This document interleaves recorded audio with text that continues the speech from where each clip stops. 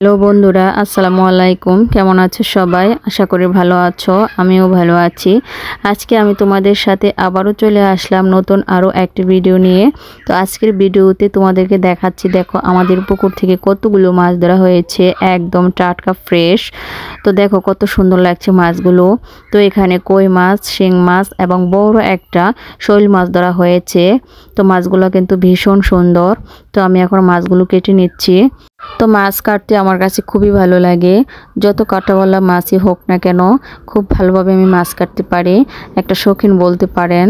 তো মাছ কাটতে আমার মোটেও ভয় করে না। তো মাছগুলো কাটা হয়ে গিয়েছে। এখন আমি মাছের মধ্যে হলুদের গুঁড়া, ধনিয়া গুঁড়া ও একটু লবণ দিয়ে মাখিয়ে ভেজে নেব। তো ভেজে নেওয়ার জন্য আমি চুলার মধ্যে আগুন ধরিয়ে দিয়েছি এবং একটা কড়াই বসায় দিয়েছি। তো কড়াইয়ের মধ্যে আমি একদম খাঁটি সরিষার তেল দিয়ে দিয়েছি এবং মাছগুলো দিয়ে দিয়েছি। তো মাছগুলো আমি একটু মুচমুচি করে ভাজবো। তো মাছগুলো ভাজা হয়ে গিয়েছে। তো আমি এখন ওই কড়াইয়ের মধ্যেই একটু সরিষার তেল দিয়ে দিয়েছি এবং পেঁয়াজ কুচি ও মরিচ দিয়ে দিয়েছি। তো এগুলো একটু ব্রাউন কালার হয়ে আসলে আমি এর মধ্যে পরিমাণ মতো মশলা দিয়ে দিচ্ছি। তো আমি এগুলোর মধ্যে হলুদের গুঁড়া, ধনিয়া গুঁড়া, মরিচের গুঁড়া ও একটু লবণ দিয়ে তো মশলাগুলোকে একটু ভালোভাবে কষিয়ে নেব। কষিয়ে নিয়ে আমি এর মধ্যে পরিমাণ মতো পানি দিয়ে মাছগুলো দিয়ে দিচ্ছি।